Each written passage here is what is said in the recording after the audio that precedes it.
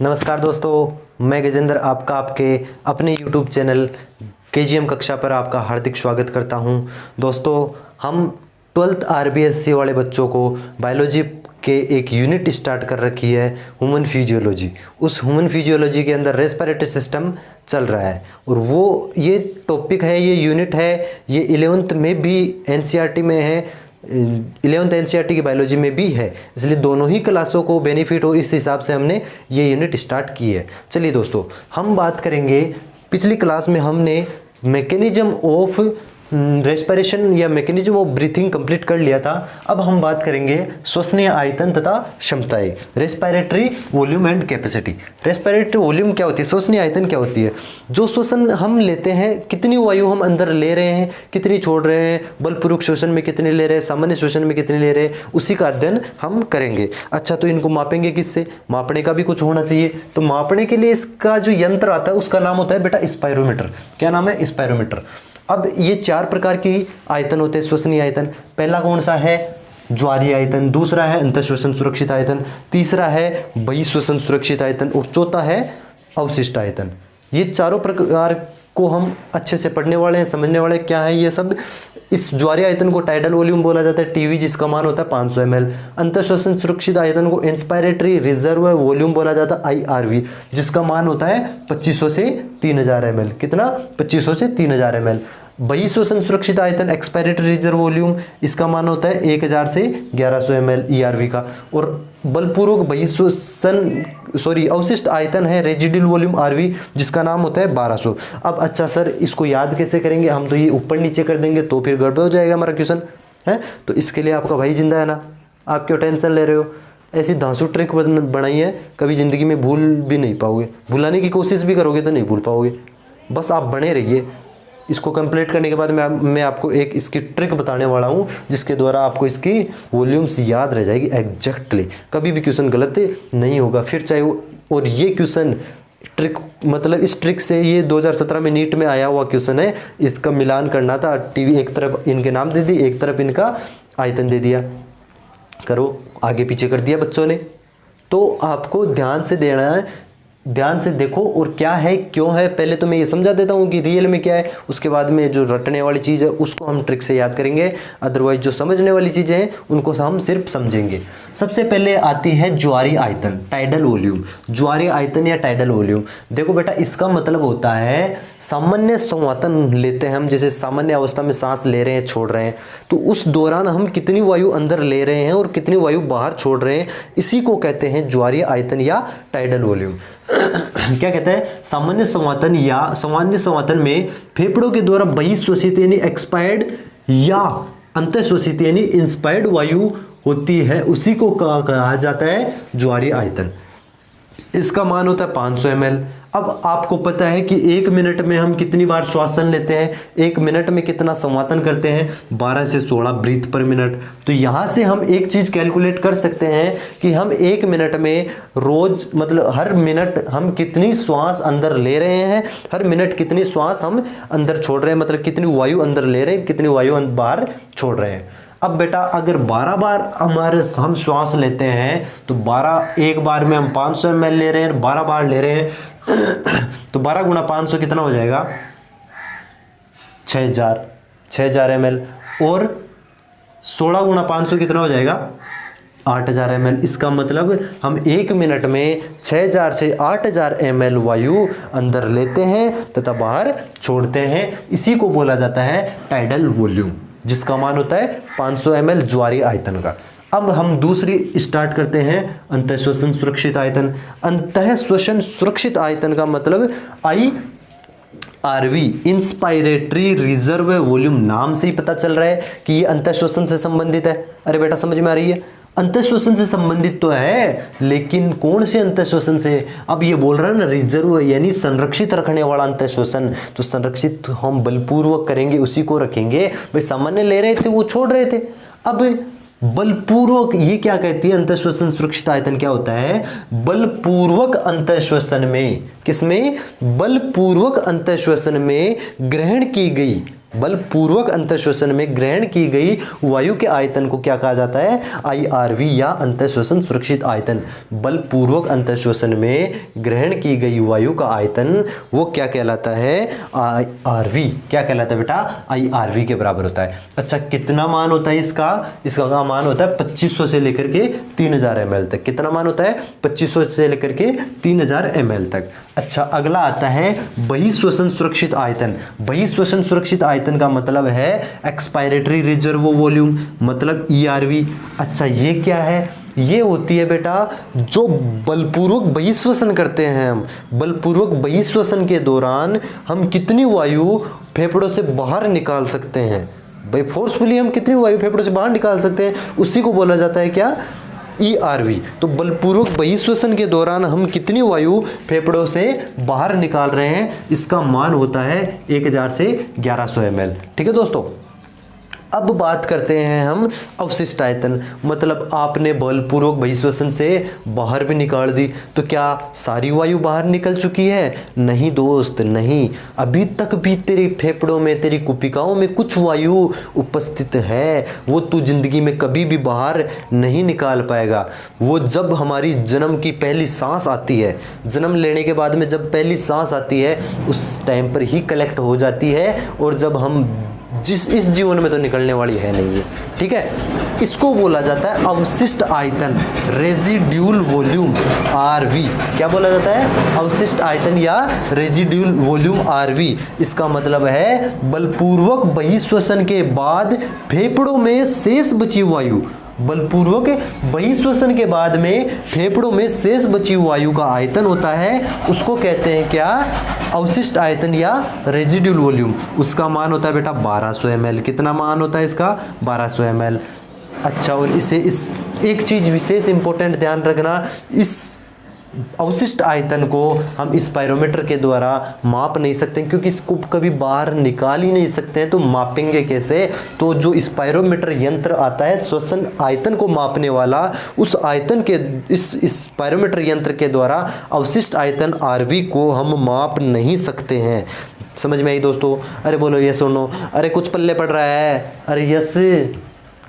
अब चलो, ये तो बात हो गई सर, हमें समझ में तो आ गया बात, लेकिन अब आप तो हमारे को वो बताओ जिसके लिए हम बैठे हैं कितनी देर से, हैं?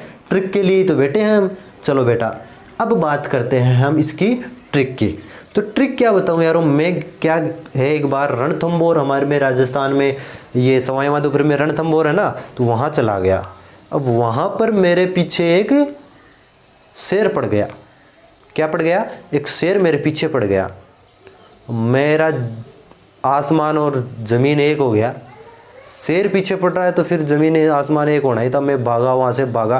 फिर उन वन रक्षक वगैरह, वनपाल वगैरह थे ना, उन्होंने मेरे को बचाया। फिर वो आपस में चर्चा कर रहे थे कि बोलते हैं ना भाई, कौन सा शेर पीछे पड़ा, कौन सा शेर पीछे पड़ा। तो भाई उनके भी तो नाम दिए होंगे, उन शेरों के भी तो नाम दिए होंगे।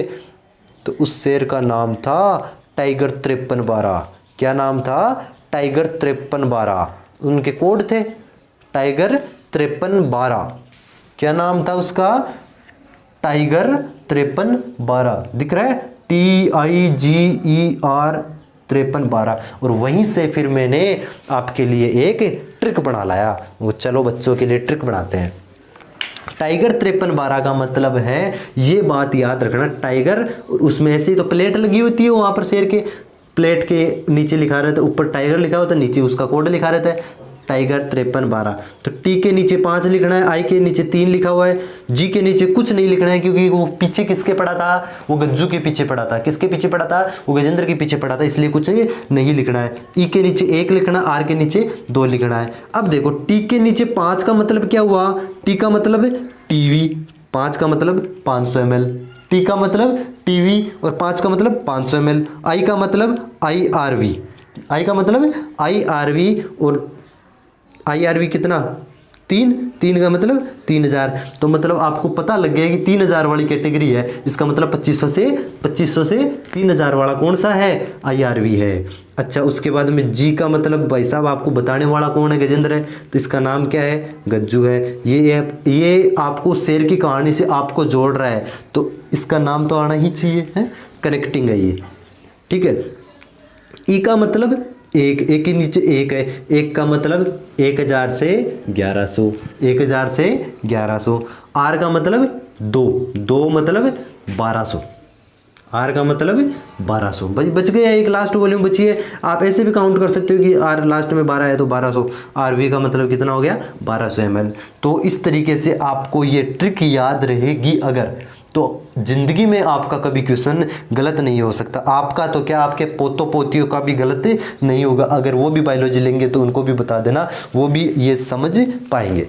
दोस्तों कैसे समझ में आया क्या कुछ? अरे कुछ पल्ले पड़ा, बस आपको कुछ याद नहीं रखना। अगर एग्जाम में आएगा ना तो ये ट्रिक से ही आपका सारा माजरा क्लियर हो जाएगा। अगर आप बोर्ड के अंदर ये आता है, पूरा आता है, कौन सा आता है, 1 नंबर का क्वेश्चन आता है, 2 नंबर का क्वेश्चन आता है, लिख देना कि जैसे कि अंतःश्वसन आयतन क्या है, ज्वारीय आयतन क्या है, ये सब जिस तरीके से लिखा हुआ है उस तरीके से लिख लेना। और अगर आपको ये अच्छा लगा हो तो इसका एक प्यारा सा सुंदर सा एक कैप्चर ले लो, जिसको बोलते हैं क्या, स्क्रीनशॉट। ठीक है दोस्तों, ये कंप्लीट हुआ। अब मैं आगे जो रेस्पिरेटरी आयतन की तो बात होगी, कि अब कैपेसिटी की बात करते हैं, श्वसनीय क्षमताओं की बात करते हैं। किसकी बात करते हैं बेटा? श्वसनीय क्षमताओं की। अच्छा, तो श्वसनीय क्षमता क्या होती है बेटा? जो ये श्वसनीय आयतन है ना, इनको आपस में जोड़ जोड़ करके बना दिया क्या, श्वसनीय क्षमताएं। तो ये कह सकते हैं हम कि श्वसनीय क्षमता बराबर क्या, श्वसनीय आयतनों के योग से श्वसनीय क्षमता का निर्माण होता है। किससे? श्वसनीय आयतनों के योग से श्वसनीय क्षमता का निर्माण होता है। अब ये क्षमताएं कितने प्रकार की होती है वो भी देखते हैं बेटा। सबसे पहले देखो, एक आती है सबसे पहले आईसी।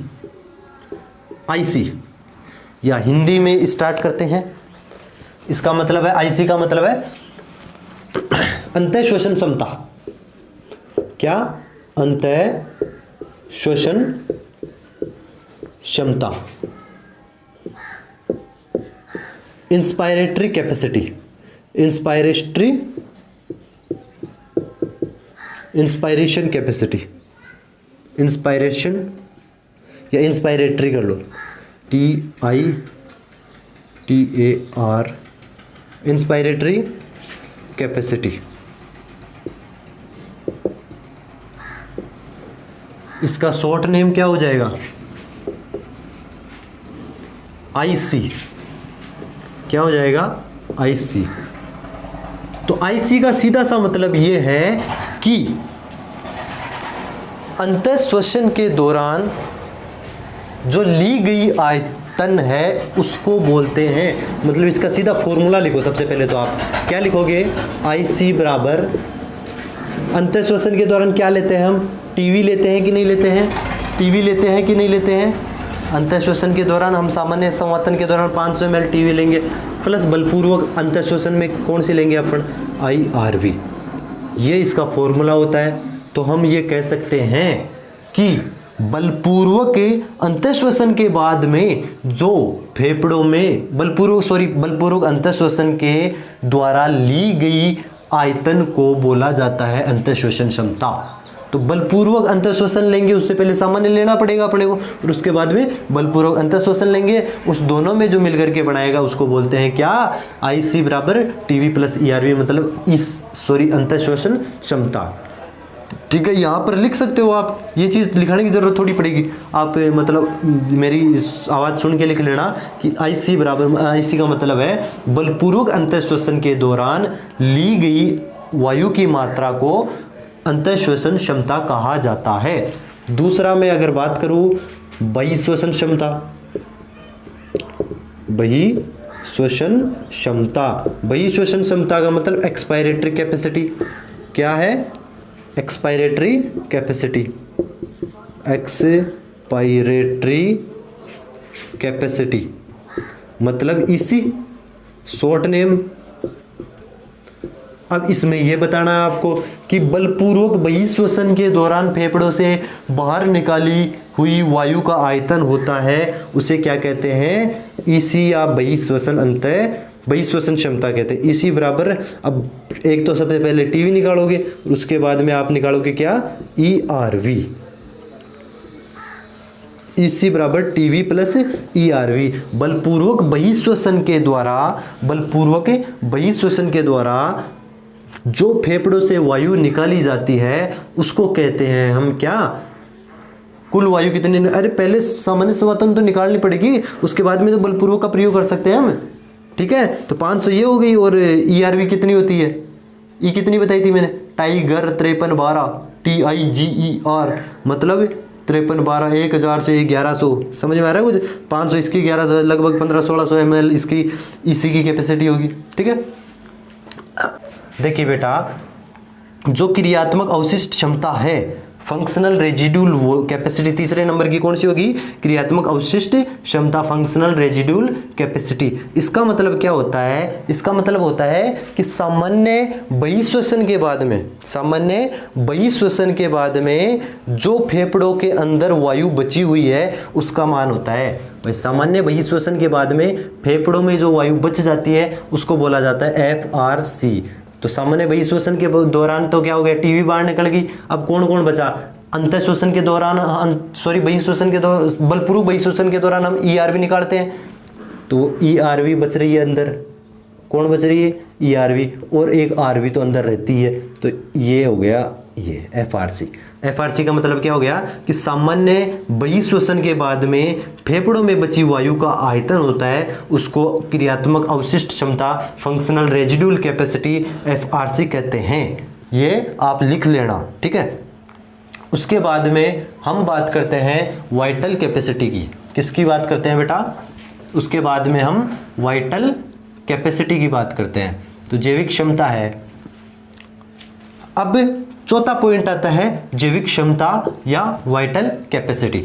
तो वाइटल कैपेसिटी का मतलब होता है कि आप बलपूर्वक बहिश्वसन के बाद में अंतःश्वसन के दौरान कितनी वायु अंदर ले पाते हो, या फिर हाँ यही होगा भाई, बलपूर्वक बहिश्वसन के बाद में आप अंतःश्वसन में कितनी वायु अंदर ले पाते हो। तो बलपूर्वक बहिश्वसन कर दिया हमने, अब अंतःश्वसन में हम बाहर ले रहे हैं, अंतःश्वसन के दौरान वायु को अंदर लेंगे, इसको कहते हैं VC।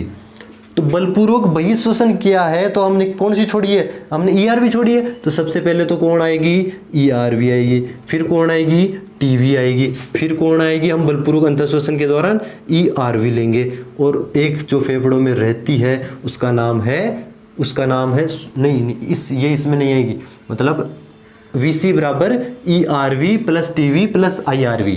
मतलब जैविक क्षमता का मतलब होता है कि बलपूर्वक बहिश्वसन के बाद में आप कितनी वायु अंतःश्वसन के दौरान ले सकते हो, उसको बोला जाता है जैविक क्षमता या वाइटल कैपेसिटी। अब उसके बाद में मैं बताता हूं एक total lung capacity. Total lung capacity क्या बेटा, टोटल लंग कैपेसिटी मतलब फेफड़ों की कुल क्षमता, फेफड़ों की कुल क्षमता, कुल क्षमता कितनी होगी, फेफड़ों की कुल क्षमता का मतलब है कि फेफड़ों के अंदर कितनी वायु अधिक से अधिकतम स्टोर रह सकती है। तो total lung capacity, total capacity of lungs बराबर होता है, इसको TC से दर्शाया जाता है। इसका मतलब कौन कौन आएगी, सबसे पहले हम TV ले सकते हैं, बलपूर्वक अंतःश्वसन से IRV ले सकते हैं, ERV अंदर रहती है जो कि हम बलपूर्वक बहिश्वसन से बाहर निकालते हैं, प्लस RV उसके अंदर रहती है।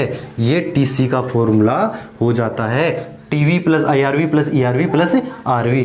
ध्यान से देख लो दोस्तों, कुछ भी समझ में नहीं आए तो आप मेरे को कमेंट सेक्शन में लिख के पूछ सकते हो, ठीक है। आपको ये वीडियो अच्छा लगा हो तो लाइक शेयर करना, और अगर आपको कुछ भी बेनिफिट हुआ हो इस वीडियो से तो सब्सक्राइब कर लेना, अभी तक चैनल को सब्सक्राइब नहीं किया तो। और मिलते हैं अगले चैप्टर में, अगली क्लास में दुगने जोश के साथ।